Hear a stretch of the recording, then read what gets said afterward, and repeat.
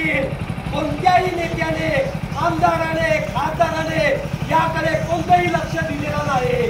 आज परिस्थिती एवढी भयानक आहे। आता थोड्या वेळाअगोदर एका मुलाचं या ठिकाणी ऍक्सिडेंट होता वाचलेला आहे। या ठिकाणी त्या मुलाचा जीव गेला असता या ठिकाणी हे सर्व या ठिकाणी पुरावे आहेत। कधीपर्यंत आपण चूक राहणार आहे? या अशा लोकांना धडा शिकवण्याचं काम आपण या ठिकाणी केलं पाहिजे। या पुलाव शहराचा विकास फक्त एका करणारे होत नाही, केवळ आपल्या गावचा आमदार नाही, बाळगावच्या आमदारांनी फक्त पुलाव शहराचा सत्यानाश केलेला आहे। कोणत्याही खासदाराचं लक्ष आपल्याकडे नाही, पुलगाव शहराकडे नाही आणि आज हे दुर्दशा हे आपल्याला भोगावं लागत आहे।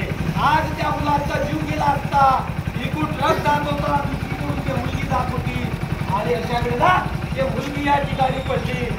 आज त्या मुलीचा जीव गेला असता याला जबाबदार कोण आहे? बंधूंनो, पुलगाव वासियांनो, हे लक्षात घ्या, आपली चूक आपल्या अंगावर येत आहे।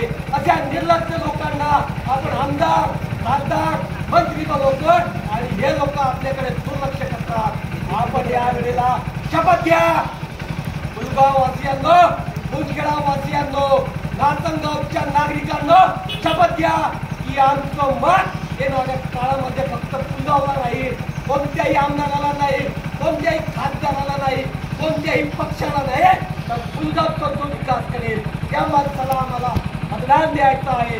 राजे बनण्यासाठी हे लोक आमच्यापर्यंत येतात। जेव्हा अशी परिस्थिती आमच्यावर संकट येते तेव्हा एकही आमदार खासदारांच्या बाजूने दिसत नाही।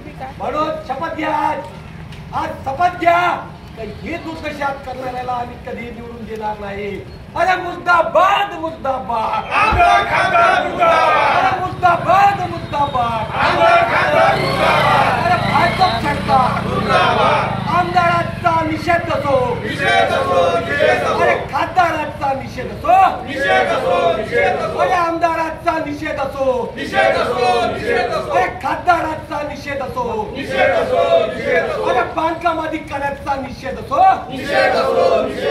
अरे बांधकाम अधिकाऱ्याचा निषेध असो,